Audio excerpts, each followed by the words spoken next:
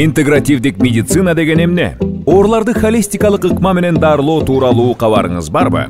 Бул оорунун симптомун гана эмес, себебин кошо, негизинен дене менен рухту чогуу дарылоо системасы. Сенна Мед медициналык борбору бул ыкма менен бир топ жылдан бери көптөгөн адамдардын дарттарынан айыгуусуна себеп болуп келүүдө. Бул клиникада жан дүйнө рухунун начарлашынан, нерв жана дене ооруларынын ар кандай түрлөрүнө кириптер болгон сыркоолорго дем салуу, пижама жасоо, табигый өсүмдүктөрдөн жасалган дарыларды сунуштоо аркылуу шыпа берүүгө ар бир кайрылган адамга жакшы шарттар түзүлгөн. Кара зире, кыз алхинди, зайтун майы, кунжут майы, мекке сеннасы жана башка бир топ нукура табигый дарылар жасалып сунушталат. Клиникада УЗИ, дартты аныктоочу аппарат, гинеколог, педиатр, невролог сыяктуу адистер бар. Пижама жасоодо тажрыйбасы күчтүү, Египеттен билим алып келген адистер кызмат кылышат. Андыктан эч тартынбай, биздин Сенна Мед медициналык борборуна кайрылып, шыпа табыңыздар. Сенна Мед, жан дүйнө менен дененин гармониясы.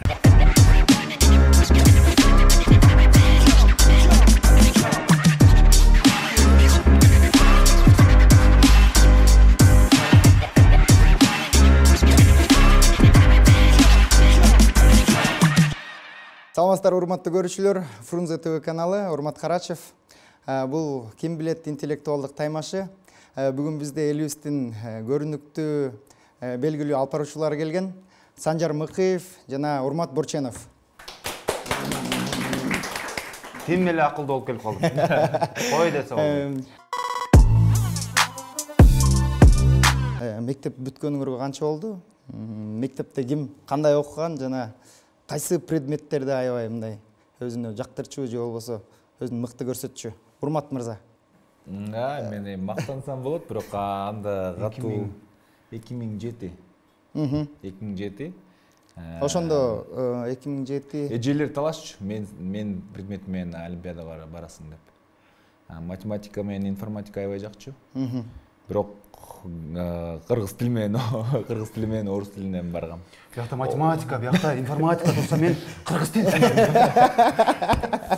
Урдум сени фикир бер. Окуйм мен кетем. Биздин мектепке дейин Райымжан Курбанов деген агай бар го. Эсенгул Ибраевдин улут болсоң, тилиң менен улутсуң деп баарыбыздын жүрөгүбүздү жандырып аябай мындай сүйүүбүздү арттырып койгон да. Мекенге болгон, тили болгон сүйүүбүз. Ошондуктан 11-классымда кыргыз тили боюнча олимпиадага баргам, 10-классымда орус тили боюнча олимпиадага баргам. Бирок сеники эмне 11ден кийин анан 10-класс болду эле. Бирок ошондо кыргыз тилин жөнүндө айтып атпайсызбы? Бирок 9-класста эме тиги англис тил боюнча бирок олимпиадага барган эмесмин. Флекске аябай тапшырып 3 жолу тапшырган. Эңсон, ошондо 2007 бүткөндөн бери азыр эми өзүңүзгө мындай кандай десем, мындай унутуп калып элекмин программаны деген мындай. Жок, мен ошол 2007 менен эле жүрөт да азыр өсө элек. Биз ошо бир аз азайгандыр, бирок мектеп программасындабыз да биз. Биз ошо мектеп программасында бүгүн анда жакшы эле экен. Бирок мен ошо канча 13 жылдан бери бир көп эле нерсени унутуп койдум башым керек. Ушундай эле суроо, Санжар. 2007 бүттүрмүн мен деле. Койчу. 2007 бүттүрмүн эсептеп көрсөк. Урмат жөн эле эме скромчу деп атат. Укмуш бул. Жана аябай силердин сурооңорду жакшы билет как раз ошол мектеп программасынчы. Дагы эле кайталайт го дейм бул мектеп программасын. 6 бүктүү деп. 2007 мектепти бүттүрмүн. Мектепте окуп жүргөндө так илимдерге аябай кызыкчумун. Физика, элементарная физика, физика частиц деген тема. Бирок олимпиаданы информатикада олимпиада болду. Бул киши дүйнөлүк олимпиаданын катышуучусу. Есть такое, братан. Албетте. Братан, впервые в жизни пригодилось, прикинь, олимпиада. Вот здесь сказал. Мен олимпиада болуп келгем. А так не мактанып атасың деп айтпайм, башка жактан айтайын, туурабы? Мен районный олимпиадаларга баргам болгону. Бирок районный олимпиадада сен билим деңгээлиң эмес, мугалимдин авторитети чечет. Жөтчү ушундай. Мугалим эртерээк келип калса, баласы өткүзөт деп коет. Жок, мугалим эме мындай салмактуу биякта бир кызмат бар болсо анда балаң биринчи орун алат да ушундай. Жакшы каякта окудуң? Бирок Авторитет. Салмактуу мугалимдер жок болчу деп Мындай болчу. ошон үчүн урмат дүйнөлүк олимпиадага барбай калган да. Анда сemiz мугалимдердин баары мен мектебинде окуйт. Анда биз программабызды баштайбыз. Бизде 4 раундтан турган таймаш болот. Албетте ким дүйнөлүк олимпиадага барган, ким райондук олимпиадага барган азыр аныктасак да болот. Ким жөнүндө калбай турат. Бизде 4 раунд. Биринчи раундда биз 15 суроо беребиз. Ортодо кнопка турат. Эгерде суроонун жообун ким биринчи тапкан болсо, кнопканы басасыңар. Ошол киши биринчи жооп бергенге мүмкүнчүлүк алат. Ал эми жообу туура эмес болсо, экинчи оюнчу жооп бере берет. Эгерде 20 секундтун ичинде экөөңүздөр тең жооп таппай калсаңыздар, анда кийинки суроого өтүп кете беребиз. Анда учурлар көп болот окшойт. Анда уча тартылат. Анда биз суроолорду баштайбыз. Биринчи суроо. Кетик. Биринчи суроого 2 упай берилет. 2002 жылы дүйнөлүк футбол чемпионатында кайсы өлкө чемпион болгон? Ким билет аны братан футбол дейт. Футбол. Сен футбол көрөсүңбү? Мен жанагы эме эмне плей-оффторун көрөм. Узнать бы, что такое плей-офф, сейчас давай. Жок, Бразилияга чейин болгон да. Роналдо жана Ривалдо дегендерчи. Алар 2006 болчу, да? Балет көп түшүнбөйм, братан мен. Бразилия. Ривалдо. Бразилия, кол чабабыз. Оливер Канга киргизген да, билбейсиң ошону. Мектепте бирөө бар болчу. Урматтуу көрүүчүлөр, биринчи упайды Урматка тапшырабыз. Мындай кылалычы, Урмат мырза. Футбол жөнүндө суроолордун баарын эле Урматка плюс кылып койбойбу сразу. Анан дальше жарышалы. Кийинкиси. Оливер Кан тосолбой калган. Роналдо жанагындай көкүл болду. Неге Оливер Кан начар адам братан, начар адам. Адам деле эмес андай өзү. Экинчи суроо. Тартылган буудайды эмне дейт? Эме тартылган буудайды жана эме кылат го, талкан дейт. Un же улпак? Un дейт. Сен тартылган анан тазаланган дейсиңби? Суунун химиялык формасы. H2O. Санжарга кол чабабыз. Кеме тоноочуларын ким дейт? Пират. Пират. Спасибо, правая рука тебе, братан. Экинчи дүйнөлүк согуштун башталган жылы. Урмат жооп берерсиң. Урмат жооп берсин. 1939. 1939. Анан экөөсү колу мондой болуп калды, э? Рука на руке. Кийинки суроо, 6-чы суроо. Радиону ким ойлоп тапкан? Радио. Давай, радиодан эле жооп берсин. Попов деп айта бересиз, да? Айта беребиз. По факту эле айтып Кол чабуулар. Эмелер бар го, жанагы американецтерде. Биздин китебибизде Попов дегенде турабыз. Попов. Александр Степанович Попов. Хоть Петрович, братан, Попов, братан. Попов, братан. Кийинки суроо мындай экен, спорт тууралуу экен, бирок футбол эмес. Жеңил атлетика боюнча дүйнө жүзүнө эң белгилүү спортсмен. Хусейн Иович Болт. Анда 8-чи суроого келип калдык. 5000 сомдун акчасында 5000 сом кимдин жанында барды го. 5000 сомду ким жакшы көрөт? Мен абдан жакшы көрөм, мен дайым жаныма алып жүрөм. Кийинки суроо. Москва шаарын Сүймөн кулатта. Көбөйчү сүймөн кулатта. Мен сени жакшы көрөм. Сүймөн кулатта. Экономика анты иштебейт, братан. Мындай болсо болбойбу. Ал сыйкыр жок. Макуланды. 9-чу суроо. Москва шаарын ким негиздеген?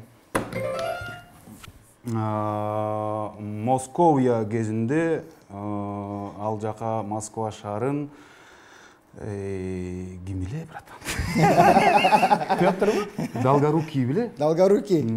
Браво. Кийинки суроо. Московиттер алыс жактан келишкен ал жакта. Сен таза болсоң, мен таза болсом. Шейшеп да таза болот. Комда таза болот. Комната таза болот. Конечно, бул элементарный суроо. Буга Буга биз жооп бергенге биз отказ кылабыз. Буга алмаса да өчөм мен. Мындай суроолор менен бизге келбегиле, байке. Атак билбейсиң деп кой. Исхак Разаков, Исхак бир-бирден Разаков. бөлүп берип койчу. Бир балл берип коеюн общий. Ооба. Кийинки суроо. Аренда деген сөздүн кыргызча котормосу. Ижара. Бирок эми ал кыргызча, арабчадан келген баары бир. Ошондуктан мен кээ бирде түшүнбөйм. Ижорет. Кээ бир сөздөрдү биз арабчадан алганбыз, моңгол тилинен келген сөздөр бар. Анан орус тилинен келген сөздөр. Орусча сүйлөбөй, кыргызча сүйлөй дегендер түшүнбөйм да. Ооба. Андай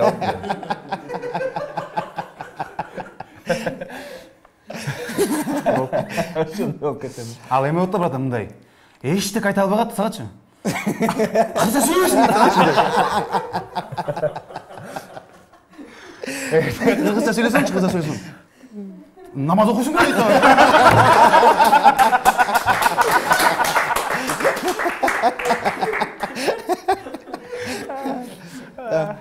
Кийинки суроо. Кыргыз СССРинин биринчи космонавту. Эме Салижан Шарипов. 13-чү суроо. Американы ким ачкан? Документальный ким ачканбы же биринчи ким ачканбы? Биринчи ким ачкан? Биринчи деген Великий Ковчег деген чоң кемени айдап бараткан китайский неме полководец ачкан. Суроосу китеп менен түзүлгөн, ошондуктан. Христофор Колумб. Америка Веспуччида барган, бирок негизи, бирок Христофор Колумб. Достор, 14-чү суроо. Microsoft компаниясынын негиздөөчүсү. Айтем, уякта өскөт, радион менен. Ооба, сага. Гейтстин уулу Билл. Пизанская башня кайсы архитектордун намынан коюлган? Короче, бул косячник архитектор болгон. Башынан баштап туура эмес салган негизи. Кыйшая баштаганда депрессия болуп, он даже покончил с собой из-за этой башни. Если я не ошибаюсь. Бирок точно браттын аты Пиза эмес. Пиза деген айылда жери, Пизанская башня. Бирок бул Подсказка, он итальянец. очень легко стало. Мындай. Болды анда? Болды. Бул Пьетро. Итальянец тоже. Проверь, братан. Карап көрсөң да койсуң. Мага итальян Тициано деген ат жагат. Франческо кандай санат, а? Бирок негизи алар Акыркы 15-чи суроонун жообу мындай экен. Пизано деген архитектор. Ты был прав, братан. Мы слишком замудрили. Пизано. Видишь, косячник это Пизано твой. Пизано. Урмат мырза, сиз туура келаткансыз. Анда биринчи раунддун жыйынтыгын чыгарабыз. Эң сонун мыкты сонун жооп берди биздин катышуучулары. Пизано, да? Зато билип алдык, мындан кийин эми адашпайбыз. Урматтуу көрүүчүлөр, биринчи раунддун жыйынтыгы менен бизде Санжар мырзада 15 упай бар. Урмат, сизде болсо 13 упай бар. Биринчи раундду Санжарга беребиз. Экинчи раундда оюндун шарты мен дүйнөлүк фактыларды айтам. Ишенем, ишенбейсизби? Сиздер туура жообун айтышыңыздар керек. Туура жообун айтышыңыздар керек. Эгерде туура жооп берген жоопко биз 2 упай беребиз. Туура эмес, бирок күлкүлүү кылып жооп берген оюнчуга 3 упай беребиз. Ошон үчүн колдон келишинче Анда туура эмес жооп берген бөлгөндөрөк турбайбы? Күлкүлүү кылып жооп берсеңер болот. Биздин студияда отурган көрүүчүлөр силердин айткан жообуңарга күлсө, анда биз 3 упай беребиз. Анда 5 суроо болот. 5-өн биринчиси мындай дейт. Космосто кадимки шарик ручкасы жукпай каларын билгенден кийин NASA корпорациясынын адистери 6 жыл 200 саат жана $5 миллион коротушуп космосто жуккан ручканы ойлоп табышкан. Ал эми орустар эмне кылышкан? Простой карандаш колдонушкан. Санжар мырзага 2 упай беребиз. Кийинкиси мындай дейт. Кытайда мугалим окуучулары жакшы окуш үчүн класс ичинде эмне кылганга уруксат берген? Уктаганга. Апе муну басып жооп бериш керек. Басып туруп жооп бериш керек болчу. Бирок урмат мырзага дагы 2 упай бердик. 3-чү суроо мындай дейт. Илимий изилденген. Эгер бир нерсени 21 күн катары менен кылса, ал Адатка айланат. Адатка айланат. Бирок мен эскертип кетейин, эгерде бул суроо болчу. Эгерде мындай күлкүлүү жооп болсо, сизге 3 упай беребиз. Барбы жооп? Күлкүлүү. Барбы? Эгерде 21 күн подряд тахажжуд окусаң, святой болуп кетесиң. Эң сон. Почти Нурсултан Майназаров болуп. Почти. 21 күн дагы эмне? 21 күн күндө ажмания кылсаң, качок болуп кетесиң.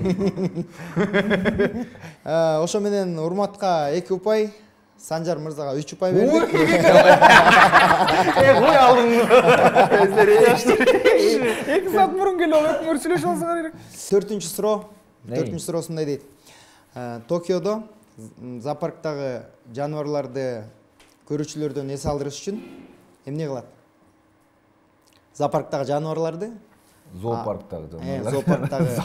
зоопарктагы жаныбарларды көрүүчүлөрдөн эс алдырыш үчүн Токиодо эмне кылат? Короче, адамдардын зоопаркы бар да. Адам толтурат да, жана жаныбарлар басып алып. Мындай банан ыргыта коюп адамгачы мындайчы. Касса ырдыган жерде аю турат, короче. Барын киргизип мындай. Шеф аю да мындай. Мындай бели таянып алып элек. Без очереди кеп пингвиндерди түртүп коёлачы ары. Адамдарды көргөн. Ошо менен биз Санжар абдан мындай күлкүлүү кылып жооп берген. Жооп экен? Жообу зоопаркты 2 айга жабат экен. Жакшырбы?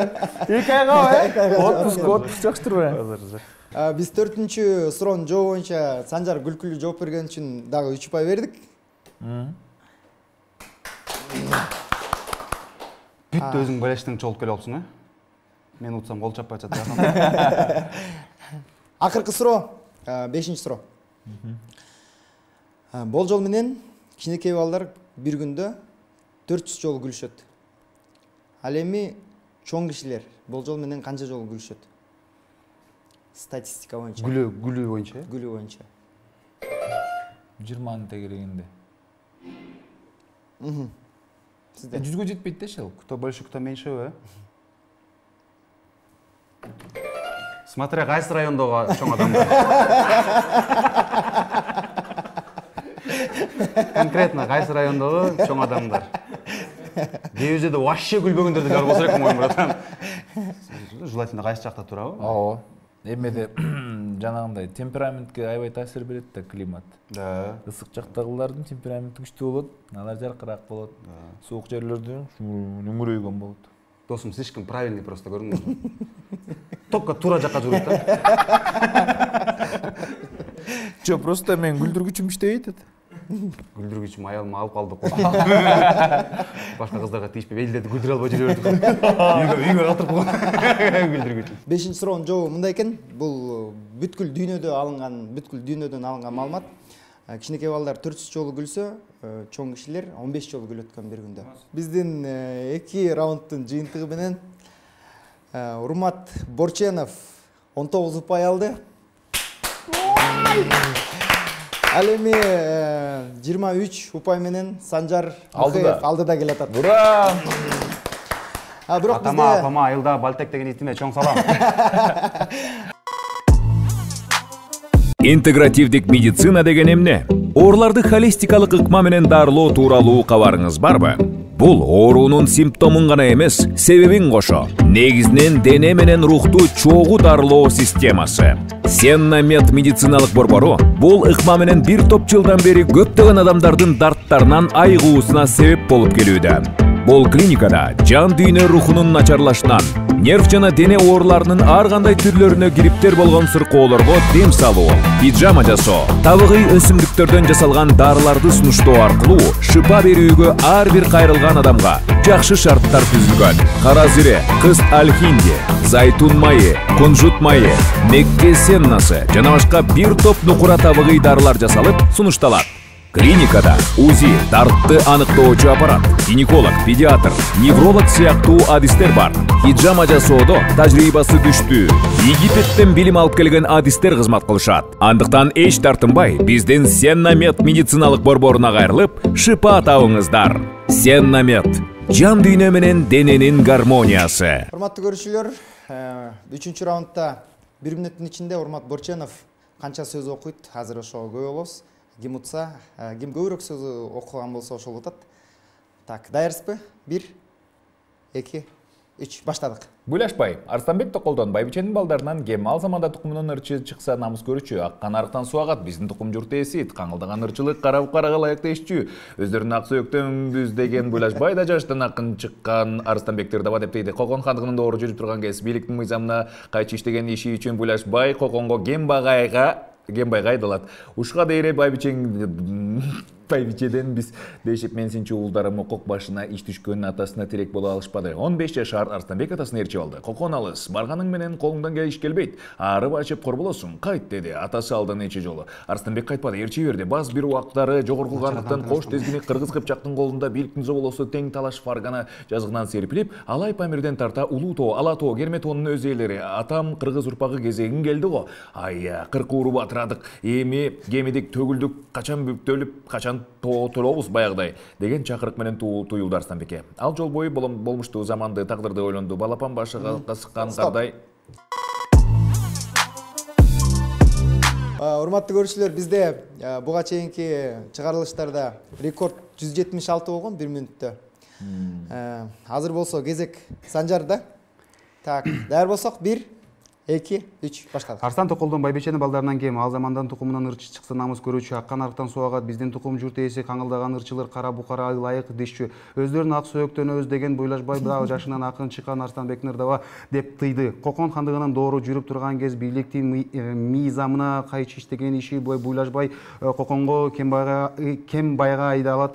Ушуга дейин байбичелерден дешип, мандырак болсун, мен синчи уулдардын мокок башына иш түшкөн атасына керек боло алышбады. 15 жашар алышбады. 15 жашар Арстанбек атасын ээрчип алып Кокон алыс барганыңын менен колуңдан иш келбейт. Арып ачып кор болосуң, кайт деди атасы алда нече жолу. Арстанбек кайтпады, ээрчи берди. Биз бар убактарда жогору кандыктан кош тегизген кыргыз кыпчактын колунда бийликтин зоболосу тең талаш фергана жазыгынан серпилип, Алай Памирден тартуулуу Ала Тоо, Керме Тоо өз ээлери, атам кыргыз урпагы кезеги келди го. Ай 40 уруу батырдык, кемидик төгүлдүк, качан бүтөлөк.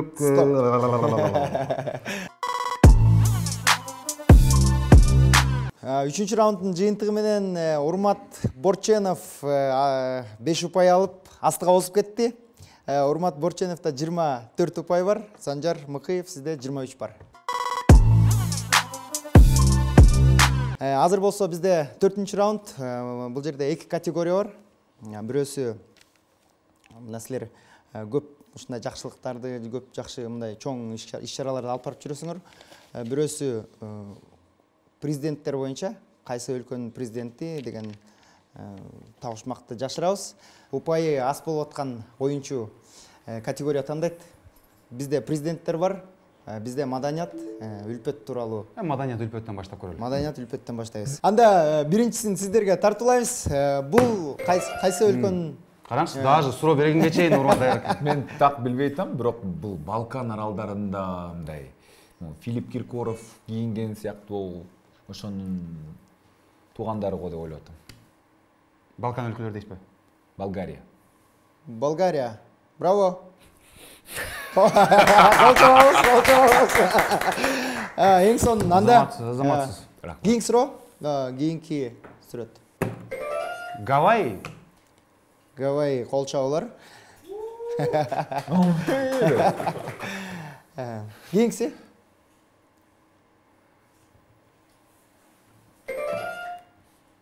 Нигерби. Нигер? Эмес. Что ты просто унижаешь людей? Вы нигеры! Потому что вы черные! Өлкөсү ушундай өлкө бар да. Нигерияны айтасың ба? Найджерия. Найджерия. Кыргызчасы нигер болуп калат бирок, чынында? Бул Нигерия эмес экен, Санжар мырза. Бул деген Ямайка. Молодец. Бул Ямайкада болбой калды. Анда бул Папуа-Нуа Гвинея. Жок, бул ушундай кайсы? Как мы представим, бул карачы. То есть яркие тона. Это явно какие-то тропические местности, правильно? Да, на фоне зеленого хищниктерден яркирээк болуп. 5, 4, Свазиленд, 3, Мадагаскар, 1. ЮАР. Бул Гана өлкөсүнүн Таппайт болчу экенбиз. өлпөт кийим экен. Сонука. Кийинкиси. Сонука. Так, мол. The Turkmenistan. Yes, baby? Жок. Түркменистан эмес. Бул Урмат. Израилге окшошуп кетти бир аз. Бирок могу Сербия сыяктуу экен. Мага ушундай сезилип атат. Сербия. Сербия эмеспи? Сербия эмес. Афганистан. А жок, Афганистан. Это вот какие-то вот эти иранские такие вот бывшие перстер, да, короче, буларчы явно. Персидский кровь чувствуется, да, в ней, да? Значит, соответственно... Акыркы жоп. Трое. Турция эмеспи, брат? Ангола. Турция эмес экен. Анда бул упайдагы менде калды. Бул Индиянын өлпөт көйнөгү экен. Индияда биз румкабыз, мына калган аны. Индия бул карараак болуш керек эле. Жанында киши гана, мусор гана, брат. Слишком таза сүрөт. Слансы менен чыгыш керек болчу. Слан. Бутун мындай кылып көрсөт. Так, кийинкиси. Грузия. Дагы мындай Жок, туура эмес болсо туура эмес дейбиз, мы дальше. Туура эмеспи? Чечня. Азербайджан. Абхазия. баарын Армения. кошкондо Кавказ элдерби? сиз ошондо экөөңөргө тең бирден упай беребиз. Кавказ элдеринин баарында бирдей экен, э? Кавказ элдеринен көбүнчө бөлүгүнү ушундай өлпөт көйнөк кийишет экен. Кийинкиси. Кытай. Урмат мырзага 2 упай. Кийинкиси. Жапония. Японияда дос кем? Ооба. Корея. Корея болуп кетти. Корея. Урмат мырза сизге. Мен артында байкалып калып турбайм, мындай турып калып турбай калчы. Сизге дагы 2 упай кетти. Кийинкиси. Белине эмне тиги кыз узатуудан нан байлаганды балага. Көрдүңбү? Баарда наоборот окшойт, э? Так, бул папахасына караганда бул это папа дочь провожает, что ли? Или это жених с невестой? Жених с невестой. Бул Жених с невестой. үйлөнүп аткан. Карабайсыңбы, чач, ой, сакал капкарасын. Сатыда базар жок. Бул деген была не была Грузия. Бул Малайзиянын жаштары экен. Малайзиянын кыйгаш беттен көрбөй. Малайзияда ушундай. Нан полный бузуп койду да, брат. Ошо адаштырды адамды. Ушундай көйнөк кийишет экен. Кийинкиси. Таппайт болчусуз. Ой, бул жөн эле бир Dior'дун жаңы коллекциясы дегендей го. Великобританияда кой, пожалуйста, допустим. Жанагы эле Малайзиянын жанындагы Сингапур сыяктуулар го. Бул пайда менде калды, анда бул Австралия. Таиланд экен. Ошо да. Жанында. Таиланд экен. Кетесиңер көрдүм. Достор, бизде анда эң акыркы ушул өлпөт маданият бөлүгү боюнча кеттик акыркы сүрөт. Скотланд, Шотландия. Биз бул бөлүктө азыр бул кайсы өлкөнүн президенттери ошол тууралуу таймашабыз. Чечня. Рамзан Кадыров. Мун деген жеңиш жакшы турат. Рамзан Ахматович. Кадыров. Рамзан Ахматович. Чечня, ол турады. Болду да кетпесин. Чеченская автономная республика. Биринчи болуп Урмат жооп берди, Урматка 2 ұпай кетти. Кийинкиси. The United States of America, man. Санжарга 2 ұпай кошобуз. Кийинкиси. Donald motherfucker Trump. Басарыз. Макрон, Франция. Урматка 2 ұпай кетти. Кийинкиси. А бывший дело турбо, Америка. Линкольн. Человек, который это отец, основатель. На него покушались 12 раз. Да. Я вот из-за него нашу бороду запомнил. Кийинкиси. Басар. Муну басып беле бол. Баспайбыз. Ukraine.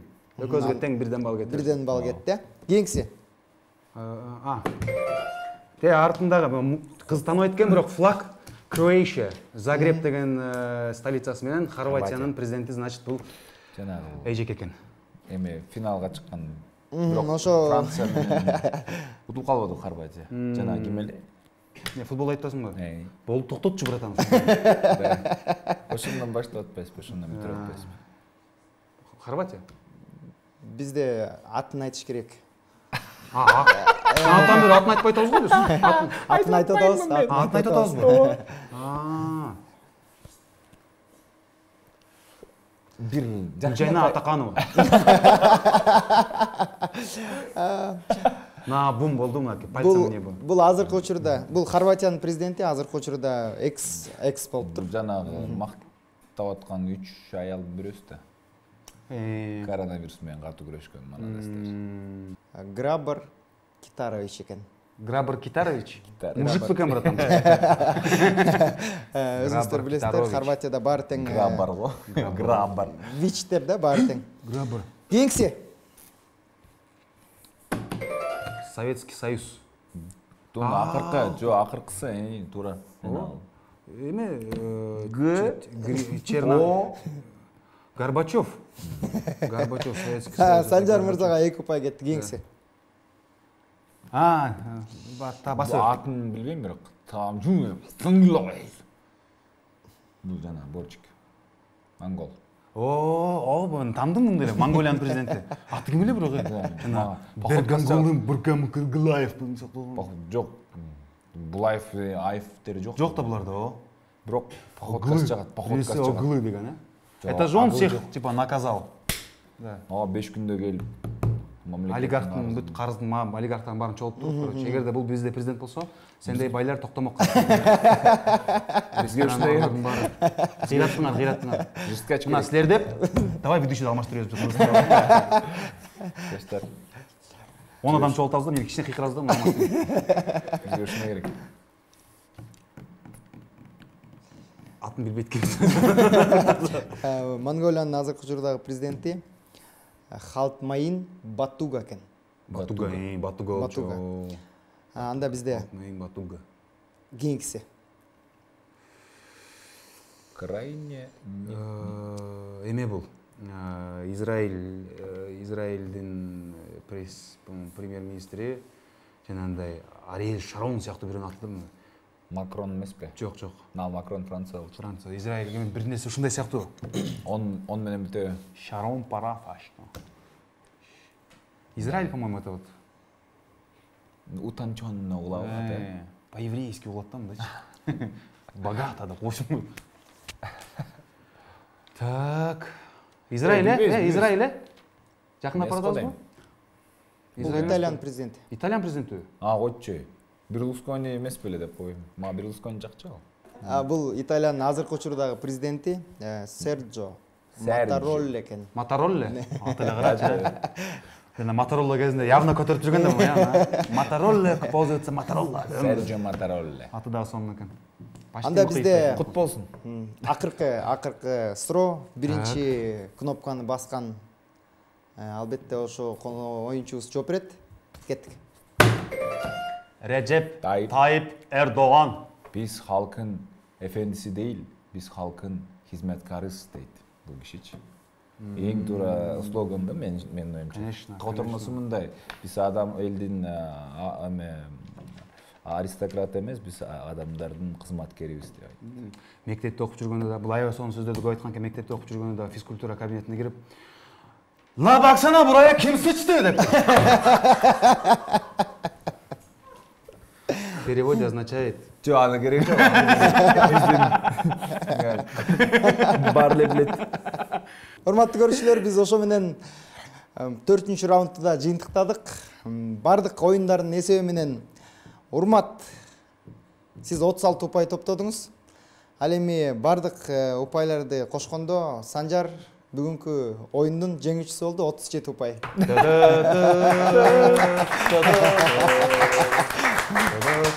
Вообще үлүкүш кой десең. Чоң рахмат. Мен ар дайым ишенгем, билгем, бул таймаштын шарты боюнча жеңген адам ушул передачаны алып барат экен. Чоң рахмат Урмат сизге.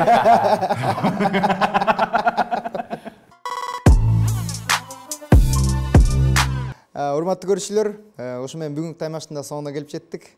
Эмки көрүшкөнчө, кийинки биздин чыгарылыштарда кайсы жылдыздарды же болбосо маданият өкүлдөрүн көргүңүздөр келсе, комментарий калтырып коюңуздар. Биз ошол инсандарды чакырабыз. Көрүшкөнчө.